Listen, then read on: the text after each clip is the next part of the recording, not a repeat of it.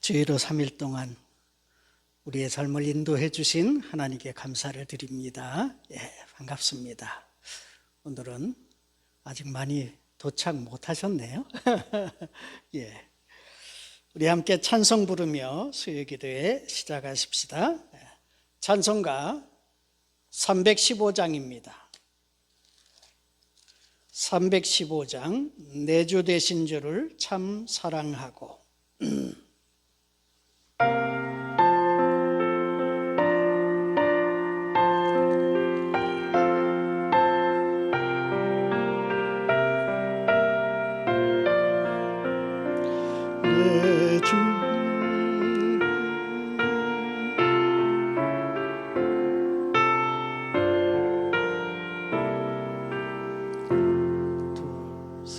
내 주 되신 주를 참 사랑하고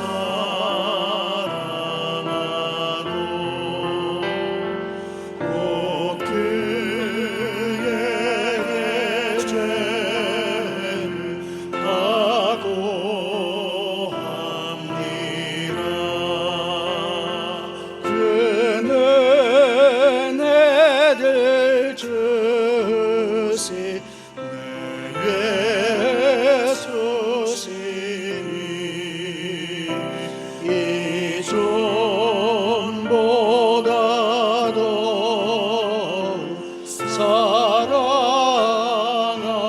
사랑합니다. 주 날 사랑하사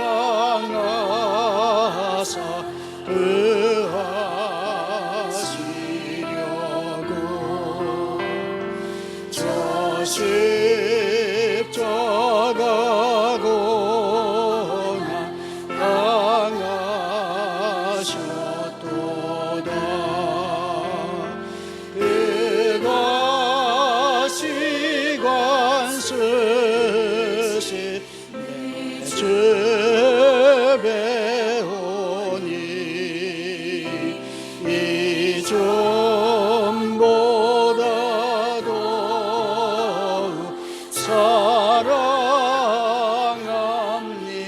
사랑합니다. 내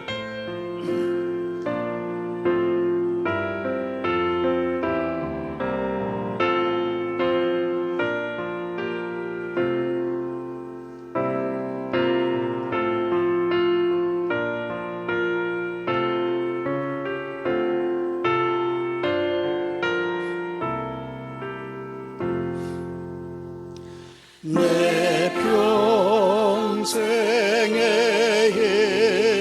힘쓰 그 은혜는 주 예수의 덕을 그 길임이라. 숨질 때에까지 내 할 말씀은 이 존보다도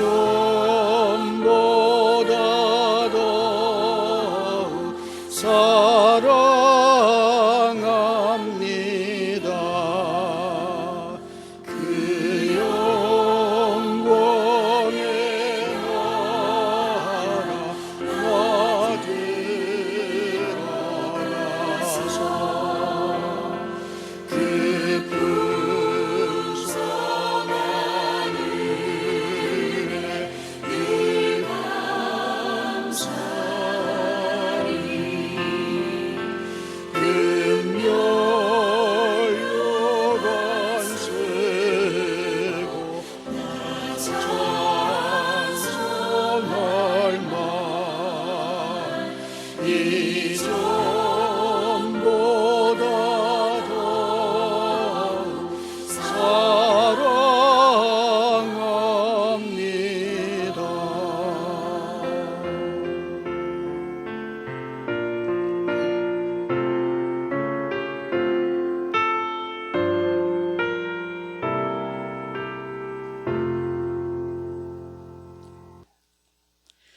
기도하십시다.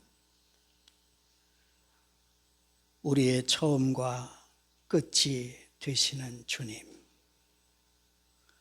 우리가 가야 할 길을 늘 비춰주시며 여기까지 인도해 주심을 감사합니다. 주님, 지금 우리는 사순절을 보내고 있습니다. 사순절의 이 순례의 여정을 주님과 동행하게 하여 주옵소서. 이번 절기 동안 주께서 말씀하신 대로 자기를 부인하고 내게 주어진 십자가를 지고 주님 더 가까이 따라가게 하여 주옵소서. 나 중심에서 벗어나게 하시고 나로 가득 찬 마음을 비워내고 그 안에 하나님의 마음을 온전히 채울 수 있도록 은총 내려 주옵소서. 포도나무 가지가 원줄기에 붙어 있음 같이 우리도 주님의 마음과 사랑과 말씀에 깊이 연결되어 속사람이 자라고 삶의 열매를 풍성히 맺어 주님께 기쁨이 되고 이웃에게 은혜 끼치며 살아가게 하여 주옵소서. 주님, 이 시간 온유 가족 모두가 간절한 마음으로 구할 것이 있습니다. 사랑하는 우리 백한기 장로님, 내일 전립선암 수술을 앞두고 있습니다. 일찍 발견하게 됨을 감사합니다. 또 경험이 많은 좋은 의사를 만날 수 있게 하심도 감사합니다. 장로님과 가족들에게 하늘의 평강을 주시고 다윗의 고백처럼 주님은 나의 목자시니 내게 모자람도 부족함도 없는 줄 믿습니다. 이번 수술을 통해 몸뿐만 아니라 영혼도 더욱 소생하는 은총을 내려 주옵소서. 주님, 이 나라를 긍휼히 여기사 속히 이 혼란이 수습되어 새로운 미래로 나아갈 수 있도록 도와주시기를 원합니다. 어리석은 입술들은 막아주시고 악한 괴계는 무너지고 이 땅에 하나님의 공의가 강같이 흘러 넘치게 하여 주옵소서. 오늘도 생명의 말씀이 이전에 흘러 넘쳐 받는 자들마다 힘을 얻고 생기 있게 살아가게 하여 주옵소서. 예수 그리스도의 이름으로 기도하옵나이다. 아멘. 우리 함께 찬송 한 장 더 부르십시다. 찬송가 351장. 믿는 사람들은 주의 군사니. 351장입니다.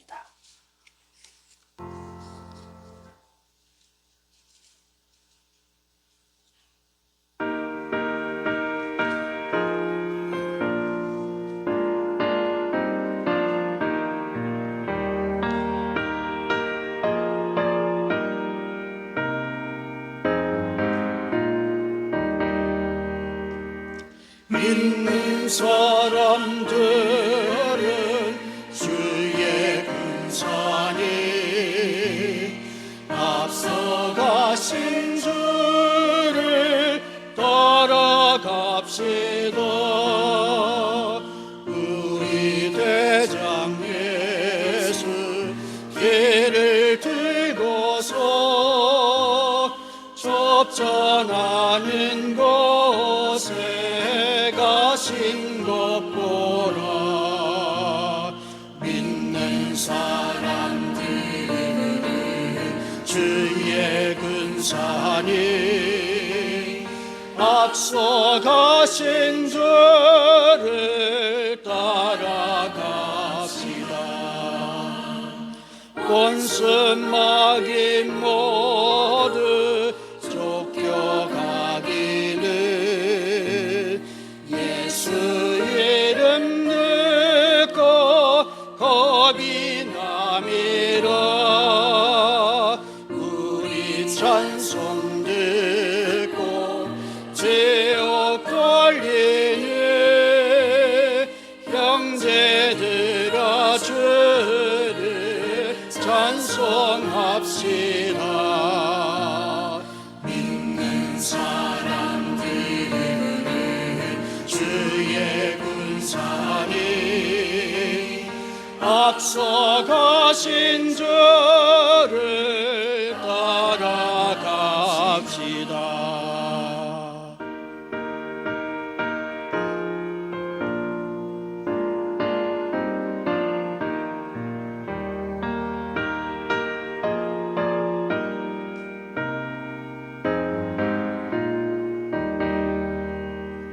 세상 나라들을 멸망당하나 예수 교회 영영 왕성하리라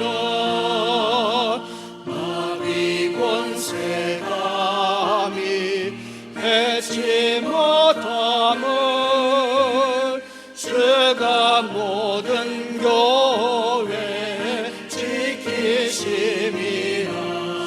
아멘. 믿는 사람들은 주의 군사리 앞서가신 주를 따라갑시다. 백성들아 와서 함께 모여서 우리 모두 함께 개가 부르세 영원토록 영광 권세 찬송을 우리 임금 주께 돌려보내세. 믿는 사람들은 주의 근사니 앞서가신 주를 따라갑시다.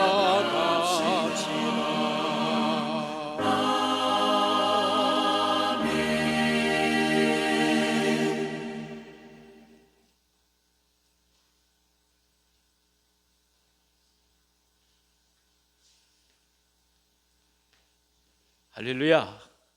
하나님 앞에 우리 감사의 박수 한번 올리고 시작하겠습니다. 감사합니다. 우리 옆에 계신 분 한번 격려해 볼까요? 주님의 이름으로 사랑합니다. 예, 주님의 이름으로 축복합니다. 예, 반갑습니다. 이 3일 이 귀한 기도의 시간에 하나님께서 우리 가운데 큰 은혜 주실 줄 믿습니다. 목사님이 또 예쁜 꽃을 갖다 주셨어요. 얼마나 예쁜지 모릅니다. 주님께서 이 시간 이 영상으로 예배드리는 모든 분들 가운데도 같은 은혜를 주시기를 원합니다. 자, 오늘 저에게 주신 하나님 말씀은 구약성경 여호수아서 4장 1절부터 8절까지의 말씀입니다. 여호수아서 4장 1절에서 8절까지의 말씀입니다.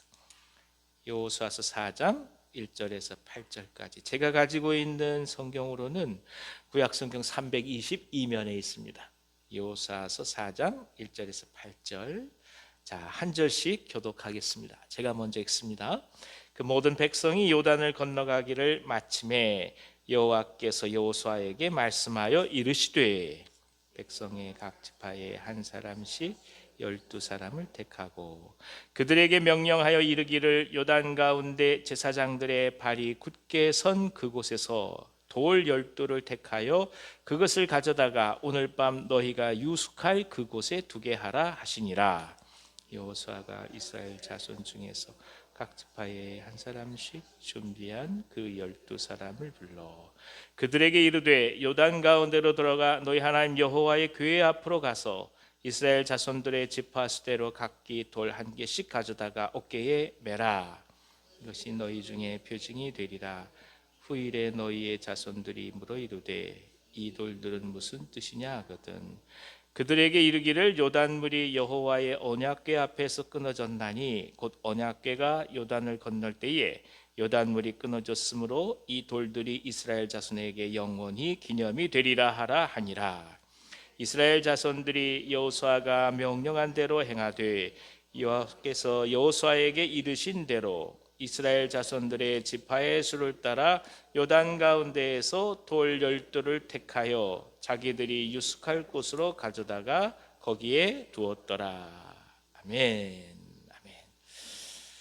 자, 하나님의 기적적인 은혜로 이스라엘은 물이 부른 요단강을 건넜습니다. 헬몬산에 눈이 완전히 녹기 시작한 때, 그러니까 눈이 다 녹아서 강물이 범람할 수밖에 없었던 그런 때, 밀과 보리를 추수할 그때에 이스라엘은 역사에 남을 기적의 현장을 경험한 것입니다.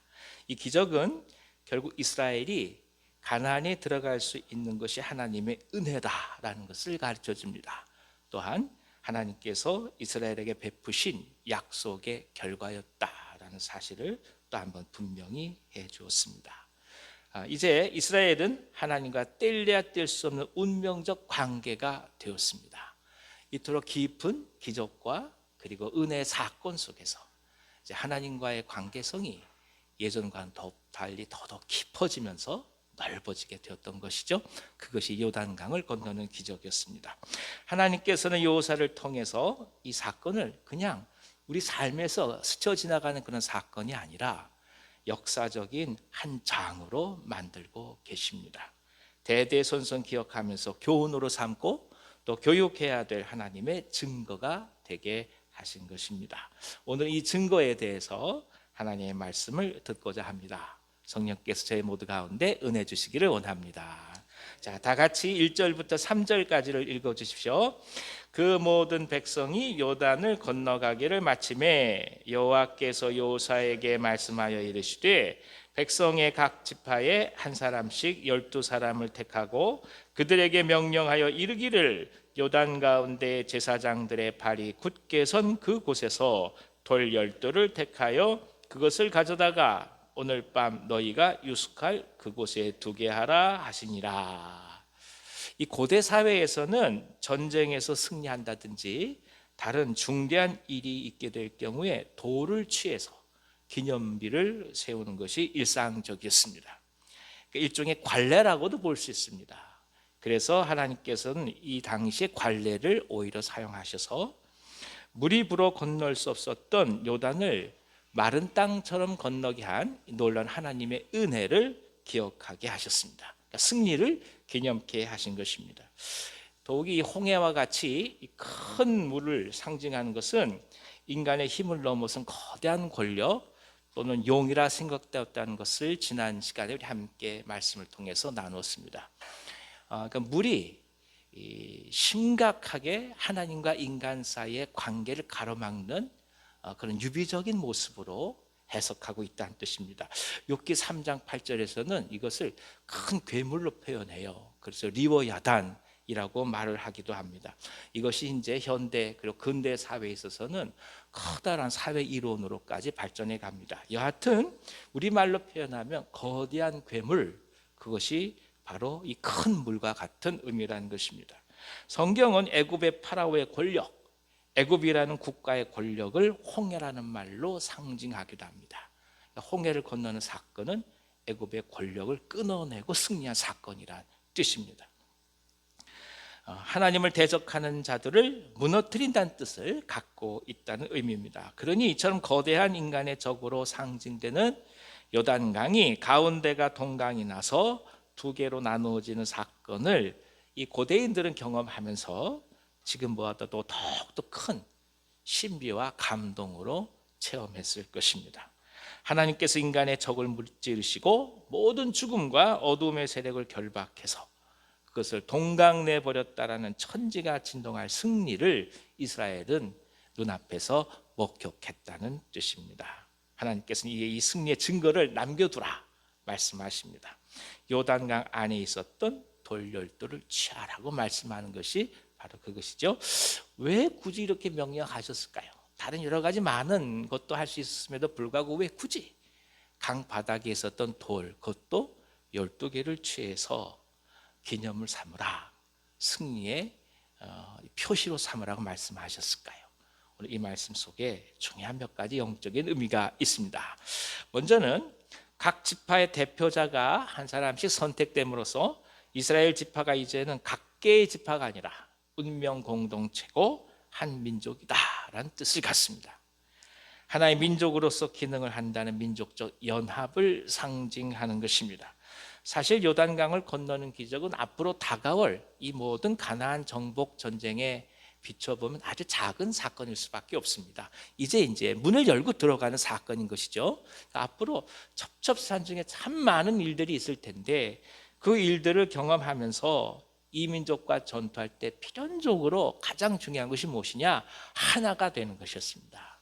그러니까 12갈래의 부족이 아닌 한 민족으로 이스라엘 공동체가 된다라는 것을 하나님께서는 가르쳐 주시길 원하셨던 것입니다. 그러니까 이스라엘은 자신들의 가문과 지파의 정체성을 지나치게 주장해서는 가나안 정복 전쟁에 효과적으로 대처할 수 없다라는 것을 알게 된 사건인 것이죠. 그래서 하나님은 이스라엘의 민족적 단결을 원하셔서 요단강에서 건진 12돌을 통해서 격려하신 것입니다. 이것은 무엇을 뜻하겠습니까? 시련은 민족적인 단결을 가져온다는 뜻입니다. 특별히 우리 민족 같은 경우는 더더욱 그렇죠. 우리나라는 수많은 외적의 침입을 받았기 때문에 이 뿌리 깊은 근성이 있습니다. 저희들이 그 훈련소 입사해서 제일 먼저 배우던 그 군가죠, 이런 게 있어요. 밟아도 뿌리 뻗는 잔디불처럼 시들어도 다시 피는 무궁화처럼 이 민족을 상징한다는 거예요. 이게 굉장히 중요한 의미를 갖고 있어요. 그러니까 하나하나 고통과 아픔을 겪어가면서 하나가 되어 간다는 거예요.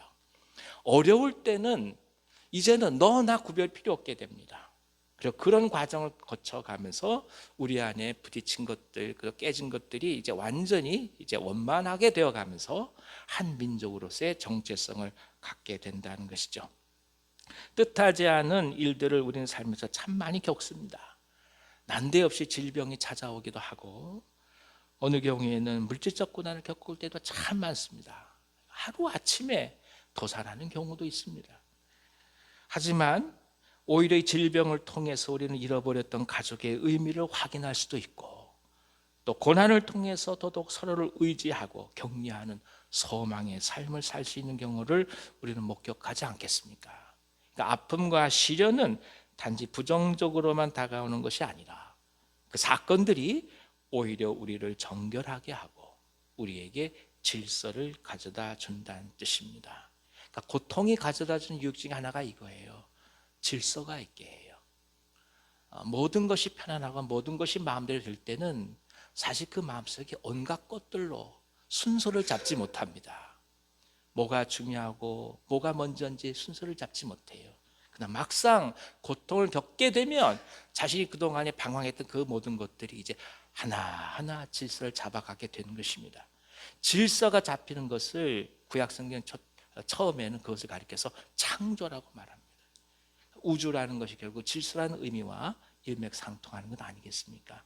곧 어찌 보면 이 아픔의 순간이 하나님께서 우리 가운데 찾아오셨음을 또 한번 발견해 가고 우리가 진정으로 내면에서부터 하나가 되는 사건이라 볼 수 있다는 뜻입니다. 아픔이 우리의 생각과 가치를 그래서 정리시키는 유익이 있음을 깨닫는다고 한다면 역지사지로 오히려 우리는 우리의 삶을 더욱더 풍성하게 만들어갈 수가 있습니다. 고난으로 오히려 하나가 되고 아픔으로 오히려 격려하는 공동체가 우리에게 있음을 감사할 수 있게 되기 때문입니다. 그러니 문제 앞에서 한탄만 할 필요는 없고 함께 겪고 함께 아파할 공동체가 있음을 감사히 여기는 것이 정말 중요합니다. 하나님께서 이루실 일을 기다리면서 하나가 되는 소망과 은혜를 품게 되기를 원합니다. 우리 공동체가 그런 공동체 되기를 원합니다. 두 번째, 각 지파별로 12개의 돌을 취해서 기념비를 세우는 것은 이스라엘이 이제 가나안 땅에 들어오게 된 것이 전적으로 하나님의 은혜였다라는 이 사실을 대대손손 기억하게 하려는 목적이 있습니다. 아무리 위대한 기적이 베풀어졌다 할지라도 이는 한 세대를 넘어가지 못합니다. 우리 흔히 아는 얘기입니다. 이제 그 자식들이 그냥 계속 잠자는 모습을 보고 우리 집사님 내가 화가 나신 거예요. 그래서 한마디 막 하시고, 이 녀석들아, 우리 예전에 굶으면서 그렇게 공부했다, 막 이런 말씀을 하셨던 것 같아요. 너희들이 전쟁을 겪어봤냐? 먹을 것이 없어가지고 그 어려운 걸 겪어봤냐? 이 녀석이 부지시 일어나서 하는 말이, 라면 먹으면 되지. 전혀 생각지 못하는 거죠. 그러니까 불과 한 세대잖아요. 한 세대가 지났어도 고생과 고난과 전쟁이 무엇인지 모르니까, 이스라엘이 아무리 큰 기적을 겪었다 할지라도, 홍해를 건너는 기적을 겪었다 할지라도, 요단강을 건너는 기적을 겪었다 할지라도 다음 세대가 그것을 어찌 기억하겠냐 말이에요. 그래서 그것을 기억하게 하고자 12를 취해서 기념비를 세우라고 말씀하신 것입니다. 지금은 이스라엘 모두가 하나님의 위대하심을 찬송할 수 있습니다마는 이들이 세상을 떠나고 나면 전혀 믿음이 없는 세대가 도래할지 누가 알겠습니까? 하나님께서는 그래서 이스라엘의 자손들이 계속해서 믿음의 복을 누리고 하나님과의 관계성을 깊게 하도록 기념비를 세우라 명하신 것입니다. 이것은 결국 오늘 우리들의 삶에서 믿음의 기념비가 있어야 된다는 것을 뜻하는 말씀이기도 합니다. 아니, 우리 안에 세워져 있는 기념비를 계속해서 바라보라는 말씀이기도 합니다. 적어도 격정적인 하나님과의 만남의 경험이 있고, 그것이 우리 자신의 영혼에 각인되어 있을 때, 쓰러지고 넘어질 때라 할지라도 일어날 수 있다라는 뜻입니다. 예전에 그 하영주 목사님이 그런 말씀을 하시더라고요. 이분이 계속 간암이 걸리니까 수시로 병원에 들어가셔야 했습니다. 여러분 아시다시피 암 수술할 때 그냥 수술하나요? 다 검사 다 하고 사진 다 찍고 하잖아요. 사진 찍을 때마다 의사 선생님들이 막 시겁해서 놀라는 거예요. 왜냐하면 지금 간암 때문에 사진을 찍는데 폐에서 자꾸 흰 점이 보이는 겁니다. 놀라서 이게 혹시 폐결핵이 아닌지 다른 질병이 아닌지 놀라서 의사 선생님들이 물어본다는 거예요. 그때마다 한 말씀 하신다는 거죠. 예, 제가 젊었을 때 폐결핵에 걸려서 다 죽게 되었을 때, 그때 주님 만나서 고침을 받고 목사가 되었습니다. 그러니까 폐결핵 앓고 남은 흔적이 계속 사진 찍을 때마다 나타난다는 거예요. 근데 그 다음 말씀이 굉장히 인상이 깊어요. 뭐라 그러시냐면, 다 죽게 되어서 내가 꼭 이렇게 아파야만 되냐 하고 병원에 갔다 할지라도 그 사진만 보면 하나님께서 자신을 다시금 살려주셨던 증거가 계속 보이기 때문에 또 한 번 그 고통을 이겨내고 수술대 위에 올라가고, 그리고 하나님을 향해 마음을 가다듬는다, 이 말씀을 하시더라고요. 모든 사람은 하나님께로부터 받은 은혜의 기념비가 있다는 거예요. 우리도 그런 기념비가 있습니다. 각자 어떤 상황의 복잡함 속에서 살아가는 것, 고통 속에서 막 이리저리 막 부딪히다 할지라도 무엇인가가 나타나는 것이 있다면, 맞아, 그때 그랬었지, 이런 생각이 드는 거예요. 저도 막 이러고 막 흔들리고 넘어질 때마다 저희 집 아이를 보면, 이 아이가 죽다 사는 아이였기 때문에 그 아이만 보면 하나님께서 그때 그렇게 하셨지, 이 생각이 또 한 번 드는 거예요. 그러니까 또 한 번 힘을 얻고 나아가는 것입니다. 이게 기념비예요. 우리에게 과연 기념비가 뭘까요? 하나님께서 당신을 구원하시고 예수님을 통해서 생명을 얻게 하신 흔적이 당신의 삶과 영혼의 기념비로 지금 남아 있으십니까? 남아 있다고 저는 감히 믿습니다. 작더라도, 보잘것없는 것 같다 할지라도, 돌무덤이라 할지라도 그것이 우리 삶에 있을 때 우리가 흔들리지 않고 넘어지지 않는 것입니다. 하나님은 하나님 자신의 업적을 자랑하시기보다도 사실은 이스라엘의 후손들이 끊임없이 하나님을 의뢰하고 복되게 살게 하려는 이 사랑 때문에 이 일을 명하셨습니다. 우리 가운데 이 믿음의 영적 증거가 가득하기를 기원합니다. 힘들 때 우리 마음의 발밑에 두었던 돌을 찾아보십시오. 당신의 삶에 어떤 승리가 있었는지를 한번 찾아보시기를 바랍니다. 그럴 만한 능력도 없고 힘도 없었지만 과분하게 열매를 얻고 기쁨을 얻었던 기억을 한번 되살려 보십시오. 그것이 주께서 주시는 기념비가 되기를 기도합니다. 세 번째는 지파수대로 12의 돌을 요단강 바닥에서 취한 것은 이제 이스라엘이 옛 생활을 완전히 요단강 바닥에 묻어버렸음을 상징적으로 기억하도록 하나님께서 명령하신 것입니다. 사람이 몸을 씻을 때 필요한 것이 물입니다. 적어도 영성을 말하는 사람들이라면 그들이 종교가 다르다 할지라도 반드시 몸을 씻는 예식이 있습니다. 무당도요, 목욕 재개하고 구슬합니다. 돌을 닦는 사람들도 어디서 돌을 닦습니까? 폭포 밑에서 돌을 닦습니다. 심지어 제가 아는 분 보면 냉면 육수를 내려고 할 때 새벽 4시에 일어나 목욕 재개하고 육수를 만듭니다. 음식 하나 만들 때도 이렇게 한단 말이죠. 그러니까 이스라엘이 물을 건너서 가나안에 들어간 것은 전쟁의 승리를 예견하는 복선이기도 하지만 이제 완전히 옛 광야의 생활을 청산해 버려야 한다는 당위적인 명령이라고 할 것입니다. 이것 봐라. 그때 돌들이지 않느냐. 너의 과거는 강바닥에 묻힌 것이고 새로운 자아가 요단에서 걸어 나와서 이곳 가나안에 이른 것 아니냐. 그러니 어찌 옛날을 그리워하고 옛 습관을 따라가겠느냐. 이 같은 의미라 할 수 있습니다. 따라서 예수 그리스도를 발견하고 생명의 기쁨을 얻은 사람이라면 새로운 인생을 사는 것은 지극히 자연스러운 삶인 것입니다. 삶이 바뀌는 것이고 생각이 바뀌어지고 가치가 바뀌는 것입니다. 먹고 사는 건 같이 살아가는 거죠. 그런데 가치가 바뀌는 거예요. 생각이 바뀌는 거예요. 우리는 그런 삶을 이미 시작했습니다.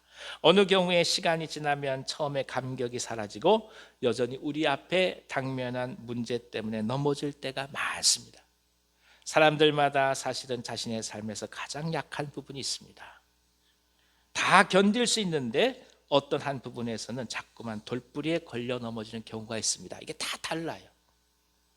예컨대 어떤 사람은 다 참아내면서도 물질의 문제 앞에서는 저항하지 못하고 쓰러지는 분들도 많습니다. 그러니까 넉넉한 생활을 하고 있음에도 도벽을 버리지 못하는 거예요.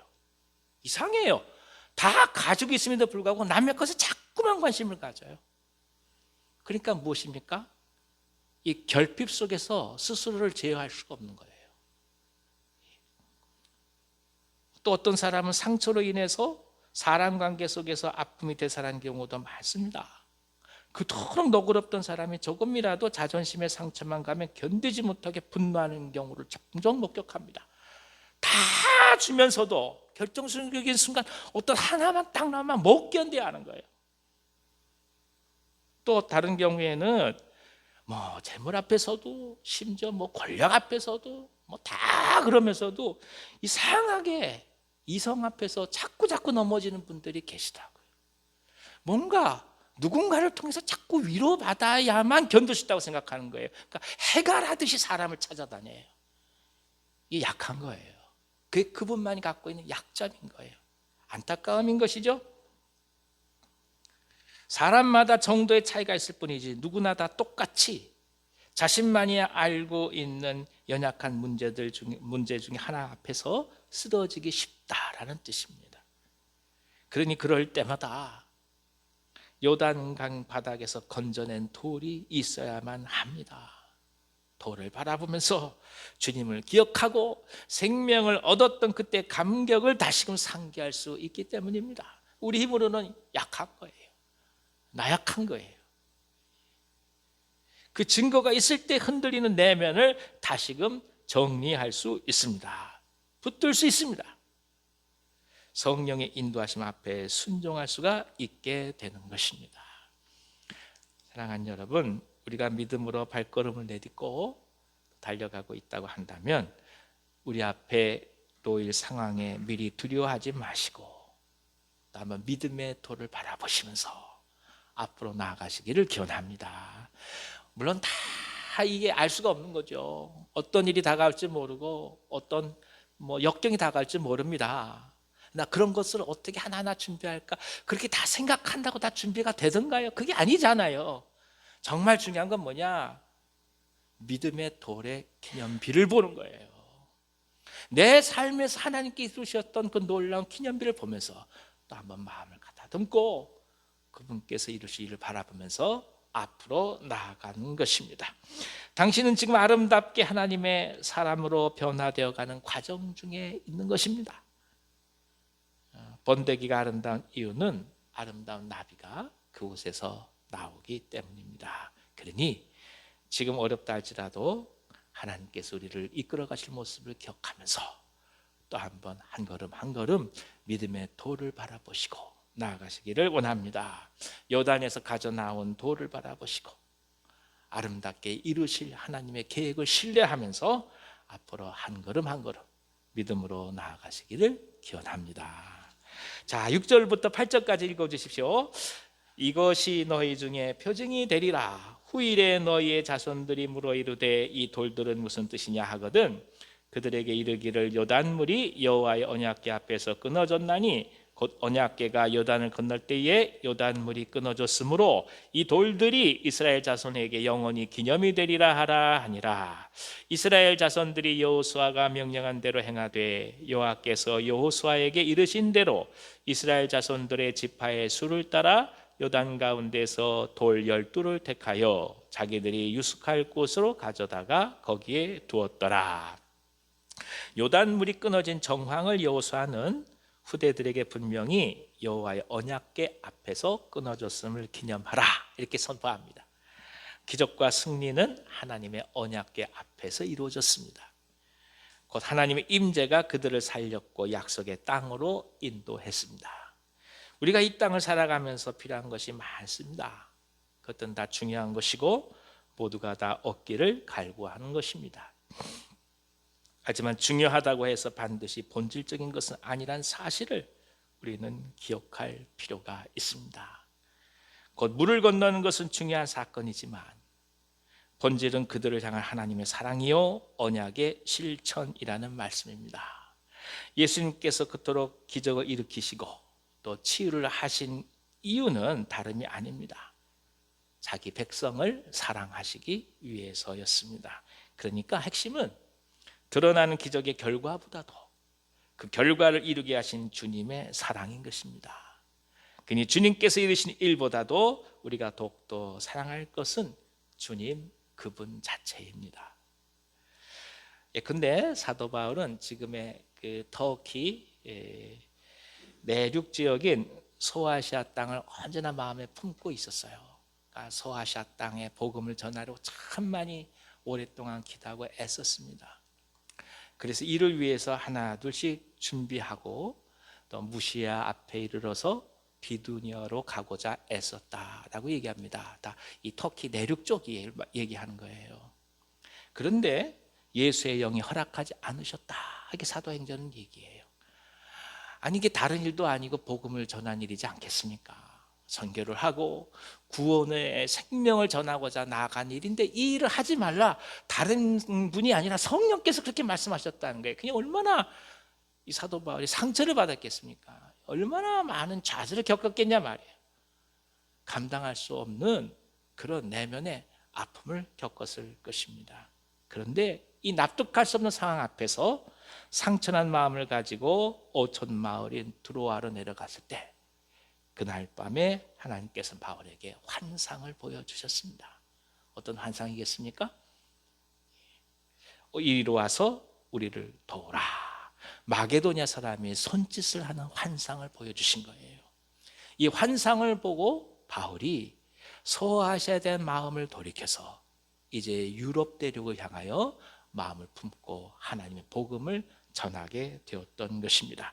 아시아를 넘어서서 유럽 땅에 그리스도의 복음이 증거가 되는 역사적 사건이 되게 하셨습니다. 그렇습니다. 사람은 오늘 내 앞에 놓여 있는 현실 앞에서 기적 그 자체가 중요할 따름입니다. 이게 주님의 일이니까 열매를 거두게 하시옵소서, 이게 중요한 거예요. 소아시아를 향하여 열정을 품었으니까 하나님 어떻게든 뭔가 해 주셔야 합니다. 이게 중요한 거예요. 근데 하나님은 그 사건보다도 유럽, 아시아를 포괄한 인류 전체, 하나님 백성들을 향한 사람에 대한 사랑으로 유럽을 향하여 바울로 하여금 나아가라 말씀하셨던 것입니다. 아시아를 넘어서 유럽의 영혼들까지 하나님은 품고 계셨고 하나님의 나라를 이루셨습니다. 그러니까 죽어가는 모든 백성들을 사랑하시기 때문에 바울의 좌절과 상처를 사용하신 것입니다. 사람은 기적 그 자체가 중요해요. 그러나 하나님은 기적으로 계시하시는 그분의 말씀, 그 사랑을 우리 가운데 알게 하시는 것입니다. 우리 또한 마찬가지 삶을 살아갑니다. 지금 당장 절실하게 기적이 필요할 때가 얼마나 많은지 모릅니다. 정말 그렇습니다. 제발 빨리 한 번에 이 모든 일들이 해결되기를 바랍니다만은, 모든 일들의 핵심은 문제 해결에 있는 것이 아니라 하나님의 사랑에 있기에 오늘 우리의 아픔과 고통마저도 하나님께서 사용하신다는 사실을 우리는 기억할 필요가 있습니다. 그러니 우리의 삶에 하나님을 향한 본질적 사랑과 교제가 영원토록 끊이지 않기를 간절히 기원합니다. 그분이 생명이시니까 이를 믿고 담대히 승리하시기를 기원합니다. 제가 학부 다닐 때 우리 선배님 한 분 중에 그 육군 대위가 있었어요. 근데 계속 말씀 공부하면서 예배하면서 너무 큰 은혜를 받은 거예요. 우리 세상에 육군 대위가 전역을 하고 선교사로 가겠다고 선언을 하더라고요. 물론 선교단체는 선교사를 키워내는 곳이긴 합니다만은 우리가 다 충격을 받은 거예요. 하루아침에 군대를 전역해서 선교사를 가겠다는 거예요. 그리고 나서 아프리카 땅으로 가겠다고 하는 거예요. 그래 놓고 본인은 왜 그 세일즈 하는 게 있지 않습니까? 책 파는 세일즈 일을 하고, 그 부인은 그날부터 그 당시에 어떤 학원을 다니는데 무슨 학원이냐 물어봤더니 병아리 감별 학원이라는 걸 다니더라고요. 여러분 뭔지 아십니까? 병아리가 생기면 수평아리는 어떻게 할까요? 수평아리는 그냥 다 죽입니다. 암컷만 키우는 거예요. 그래서 이것들이 알을 까고 나왔을 때 이게 수컷인지 암컷인지 구별하는 게 굉장히 중요해요. 이렇게 손으로 딱 만져봐서 아는 거예요. 근데 그 병아리를 잡아서 수컷, 암컷 알 수 있는 그 나라 사람들이 두 나라라고 얘기를 하더라고요. 한국 사람, 일본 사람. 근데 일본 사람들은 이미 그때 잘 살 때니까 그거 할 필요가 없고 한국 사람들이 그 일을 많이 했다는 거예요.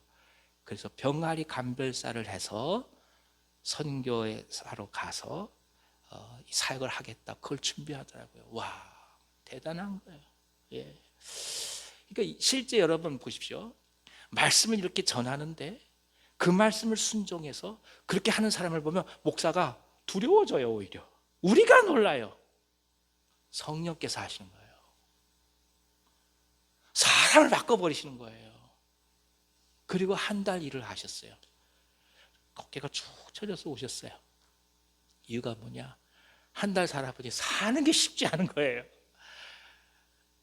월급이 뭐가 있겠습니까? 이 외판에 가서 뭘 벌겠습니까? 그러니 마음은 열정이 있고 하겠다 결단을 하고 이럴 수 있다가 믿고 나갔는데 다가온 현실 앞에서 이것만으로 되는 것이 아닌가를 깨닫는 거예요. 그래서 고백한 게 그겁니다. 사람은 언제나 일을 생각하고 그리고 결과를 바라보지만 하나님은 그 일을 왜 해야 하는지, 그 일을 출발하는 하나님의 사랑을 알게 하신다고. 그리고 하나하나 준비해서 2년 3년 훈련을 받고 그 두 부부가 선교사로 떠났습니다. 사랑하는 여러분, 요단강을 건너는 기적 그 자체가 중요해요. 그러나 그 기적보다 더 중요한 것은 그 기적을 건너게 하시는 하나님의 사랑입니다. 그리고 그 사랑을 매 순간 요단의 기념돌을 우리 마음에 간직하시면서 돌로 하나둘씩 세워져 가는 이 기념비를 바라보시면서 우리 인생 가운데서 넉넉히 승리하시기를 기원합니다. 주님이 우리와 함께 하십니다. 주님이 삶을 지켜가시고 인도해 주실 것입니다. 담대한 마음으로 또 한 주간 남은 사흘 동안 승리하시기를 간절히 기원합니다. 기도하겠습니다. 하나님 아버지, 믿음 속에서 주님의 나라를 바라봅니다. 요단에서 가져오는 인생의 삶의 돌들을 보게 하시고 그 돌들이 하나하나 세워져 가는 기념비가 되게 하시고, 그리고 그 속에서 하나님의 사랑, 하나님의 말씀, 하나님의 소망을 볼 수 있도록 인도해 주시옵소서. 예수님의 이름으로 감사하며 기도하옵나이다. 아멘, 아멘. 우리 다 같이 이 시간에 찬송가 542장 같이 찬송하겠습니다. 구주 예수 의지하니 542장입니다.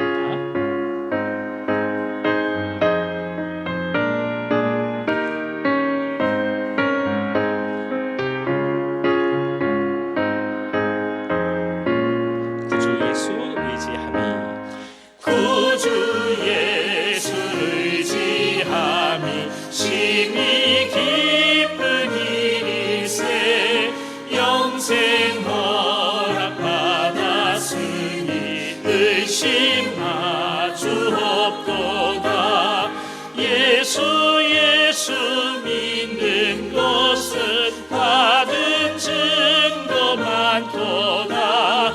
예수 귀한 예수 믿음 더욱 주소서. 구주 예수 의지함이 심히 기쁜 일이세. 주를 믿는 나의 마음 그의 피에 적시네. 예수 믿는 것은 받은 증거 많도다. 예수 귀한 예수 믿음 더욱 주소서.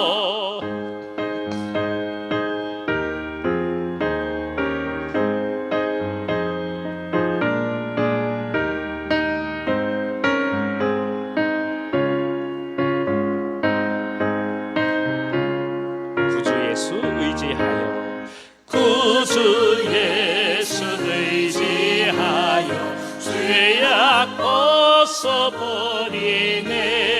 안위 받고 영생함을 주께 모두 얻었네. 예수 믿는 것은 받은 증거 많도다. 예수 귀한 예수 믿음 더욱 주소서. 구주 예수 의지하여 구원함을 얻었네. 영원 무궁지나도록 주여 함께 하소서. 예수 믿는 것은 받은 증거 많도다. 예수 귀한 예수 믿음 더욱 주소서. 아멘. 아멘.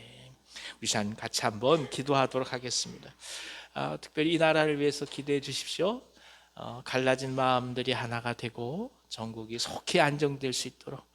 경제적으로 참 많이 어려움을 겪고 있습니다. 하나님 어서 속히 이 모든 상처들이 봉합되어서 새 힘을 얻게 도우시고 또 경제가 다시금 살아나게 하시고 우리 사회가 안정적으로 또 앞으로 계속 성장해 갈 수 있도록 그렇게 기도해 주시기를 바랍니다. 아울러서 우리 교우들 특별히 환우들을 위해서 기도해 주십시오. 이경희 권사님 위해서, 또 우리 노영훈 권사님 위해서, 우리 한동훈 집사님 위해서, 그리고 오늘 또 이 농내장 각막에 관련된 것들, 또 준비하시고 또 치료받으실 여러 가지 또 진료를 받으신 이선희 권사님에서도 기도해 주시기 바랍니다. 그리고 아까 목사님 말씀해 주신 대로 백환기 장로님 이제 수술을 받으실 준비를 합니다. 하나님께서 함께 주셔서 이 수술 가운데 역사해 주셔서 정말 합당한 수술이 되게 하시고 정확하게 또 제거될 모든 염증들 다 잘 제거되게 하시고 깨끗이 나으실 수 있도록 그렇게 기도해 주시기 바랍니다. 유종숙 권사님의 아드님이시죠. 우리 이재원 형제님 위해서 계속 기도해 주십시오. 강경화 가운데 투병 중인데 하나님께서 회복이 있을 수 있도록 그렇게 기도해 주시기 바랍니다. 강영주 권사님 위해서도 기도해 주시고, 우리 양희순 권사님 또 턱관절 때문에 많이 기도하고 계시는데 주께서 함께 해주시기 원합니다. 기도해 주시기 바랍니다. 이광국 집사님, 또 임선아 집사님, 또 우리 김정욱 권사님, 아프신 많은 분들 위해서도 같이 기도해 주시길 바랍니다. 그래서 교회를 위해서도 각 기관들을 위해서도 같이 한번 기도해 주십시오. 성령 충만할 수 있도록 이 시간 같이 한번 소리 내어서 기도하겠습니다. 걸어가십시오.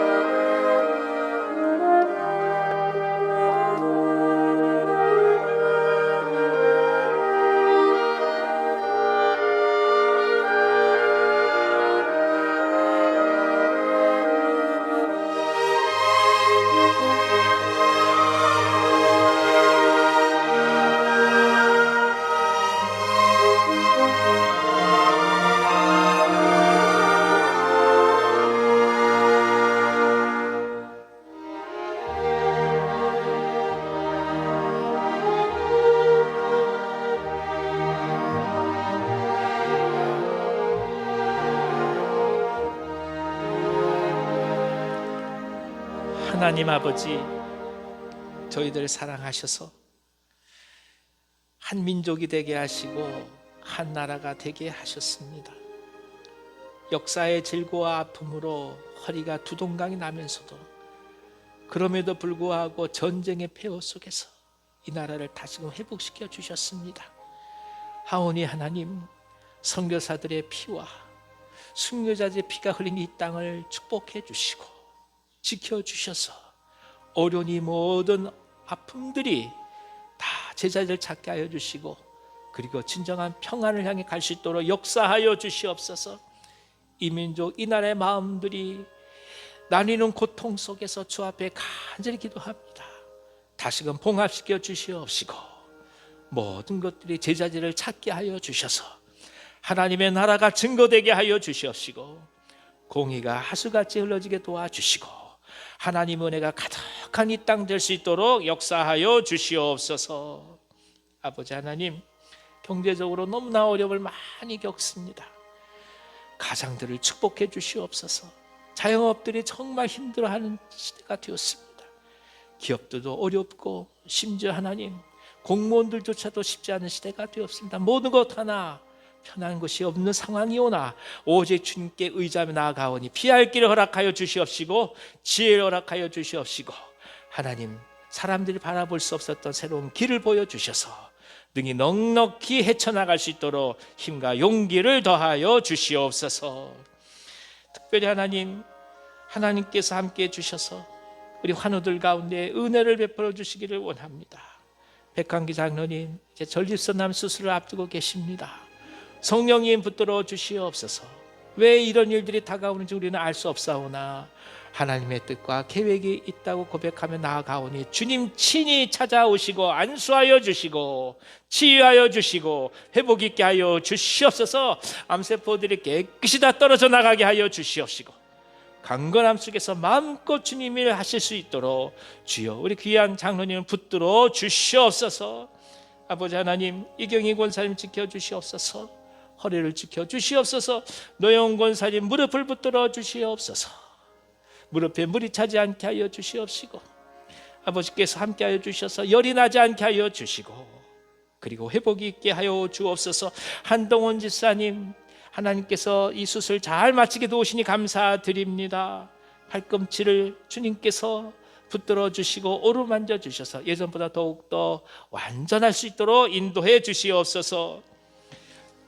이선희 권사님, 녹내장으로 힘들어하시면서 각막의 아픔 때문에 주 앞에 나아가서 기도하시면서 이제 진료 받으십니다. 주님 역사하여 주셔서 좋은 소식 있게 하여 주시고 그리고 좋은 치료 방법이 또 있게 하여 주셔서 완전히 나으실 수 있도록 역사하여 주시옵소서. 아버지 하나님, 함께 해주시기 원합니다. 매 순간마다 주님만을 바라볼 수 있도록 인도해 주시옵소서. 이광복 집사님, 윤성현 집사님 함께 하여 주시기를 원합니다. 성령께서 역사해 주셔서 이 모든 감기들 다 떠나가게 하여 주시옵시고 무엇보다 하나님께서 이 모든 많은 약들 가운데서도 주님께서 새 힘을 더해 주셔서 넉넉히 이겨나가실 수 있도록 역사하여 주시옵소서. 유종숙 권사님 아드님 이재원 형제를 위해서 기도합니다. 하나님 붙들어 주셔서 간경화로부터 노인받게 하여 주시옵소서. 강영주 권사님 붙들어 주시옵시고 우리 양예승 권사 함께 하여 주셔서 독관절로 인해서 많이 아파하시는데 성령께서 붙들어 주심을 통하여서 치료와 나음이 있을 수 있도록 인도하여 주시옵소서. 김정옥 권사님 지치지 않게 하여 주시옵시고 감기 후유증으로 아파하지 않게 하여 주시고 새 힘을 더하여 주시옵소서. 아버지 하나님, 우리 주에 많이 주 앞에 기도하며 아파하는 분들이 계십니다. 한 분 한 분 이 시간 찾아가 주시옵소서. 그래야 주님께서 오르만져 주시옵시고 낫게 하여 주시옵시고 일어서게 하여 주시옵시고 질병이 하나님께 나아가는 것을 막지 아니하도록 역사하여 주시옵소서. 교회를 위해서 간절히 기도합니다. 주님 성령 충만하게 하여 주시옵시고 우리 목사님 네 분 붙들어 주시옵시고 강건하도록 인도하여 주시옵시며 무엇보다 하나님 우리 각 기관들을 하나님께서 축복하여 주심으로 주 앞에 기도하게 도와주시옵시고 하늘의 역사를 체험해가는 아름다운 일들이 계속 넘쳐나게 하여 주시옵소서. 주의를 사모하고 기다리며 나아가오니 주의 역사하여 주시고 모든 교우들 각 가정들마다 하나님 축복하여 주시옵소서. 예수님의 이름으로 감사하며 기도하옵나이다. 아멘, 아멘. 주님 가르치신 기도로 3일 기도회를 마치겠습니다. 하늘에 계신 우리 아버지여, 이름이 거룩히 여김을 받으시오며 나라가 임하시오며 뜻이 하늘에서 이루어진 것 같이 땅에서도 이루어지이다. 오늘 우리에게 일용할 양식을 주시옵고 우리가 우리에게 죄 지은 자를 사하여 준 것 같이 우리 죄를 사하여 주시옵고 우리를 시험에 들게 하지 마시옵고 다만 악에서 구하시옵소서. 나라와 권세와 영광이 아버지께 영원히 있사옵나이다. 아멘. 예배를 마쳤습니다. 하나님 앞에 감사의 박수 올려드리겠습니다. 3일 동안 승리하시기 바랍니다. 안녕히 가십시오.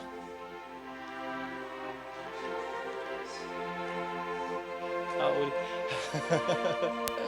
연선 집사님께서 준비해 주셨습니다. 고맙습니다. 감사합니다.